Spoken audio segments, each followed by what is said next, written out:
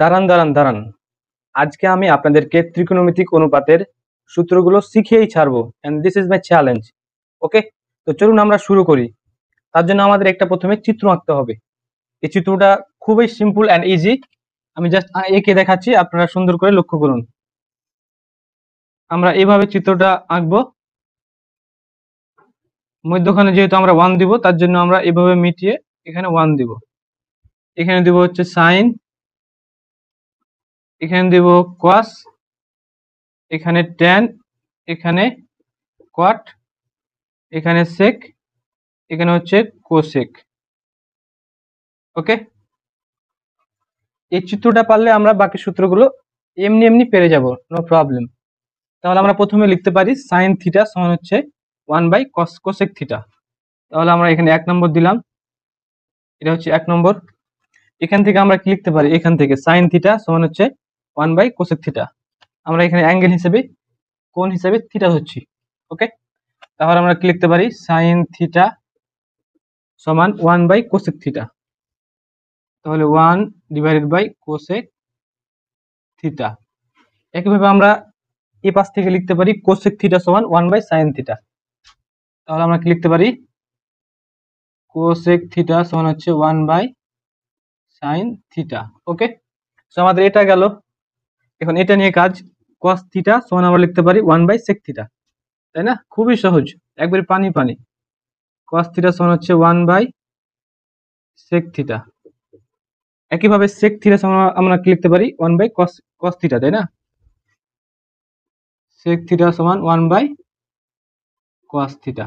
তাহলে এটা গেল, আর এটা বাকি আছে, তাই না? তাহলে ট্যান থিটা সমান আমরা কি লিখতে পারবো, নিশ্চয়ই 1/কট থিটা, তাই না? 3 নম্বরে ট্যান থিটা সমান লিখতে পারবো 1/কট থিটা, 1/কট থিটা, কট থিটা।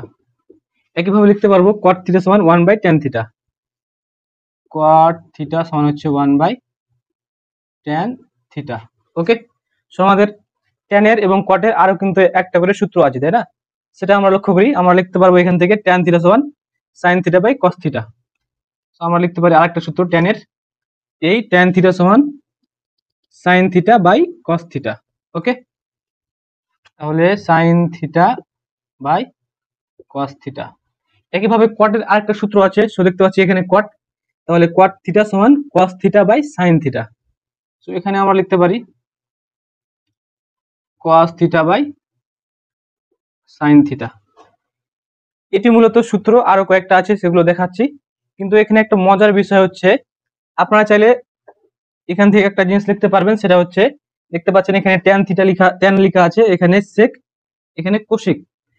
যখন আমরা এই সূত্রটা লিখেছিলাম তখন কি করেছিলাম, আমরা ধরেছিলাম এখানে ট্যান, তো ট্যান থিটা সমান sine theta by cos theta, তাই না? এটা লিখেছিলাম সাইন থিটা বাই কি লিখেছিলাম, কস থিটা। কিন্তু আপনারা যদি চান তাহলে এটাও লিখতে পারবেন যে ট্যান থিটা সমান sec theta by cosec theta, এটাও লেখা যাবে। ট্যান থিটা সমান কি লেখা যাবে, sec theta by cosec theta, তাই না? Cosec theta. ওকে, আর এখানেও চাইলে লিখতে পারবেন, আমরা কি লিখেছিলাম কট থিটা সূত্র লেখার সময়, যে কট থিটা সমান cos theta divided by sine theta, এই cos theta divided by sine theta. একইভাবে আমরা এখান থেকে লক্ষ্য করলে দেখতে পাচ্ছি যে এই কট থিটার সূত্র লেখা যাবে এখান থেকে, যদিও এগুলো লেখা হয় না, বাট আমি আপনাদেরকে বুঝিয়ে দিচ্ছি। এই কট থিটা সমান লেখা যাবে cosec theta divided by sec theta. So cosec theta divided by sec theta, এভাবে লেখা যাবে। যদিও এটা এবং এটা বেশি ব্যবহার করা হয় না, বাট এগুলো কিন্তু সঠিক। ওকে, আপনারা আবার ভুল বলেন না কমেন্ট বক্সে। এখন আমি আপনাদেরকে বাকি সূত্রগুলো দেখিয়ে দেবো। তার জন্য আমরা প্রথমে একটা এখানে ত্রিভুজ আঁকবো। ওকে, এখানে প্লাস দিব জাস্ট বুঝার জন্য, আপনারা বুঝে গেলে এতগুলো আঁকতে হবে না। এখানে একটা ত্রিভুজ আঁকবো,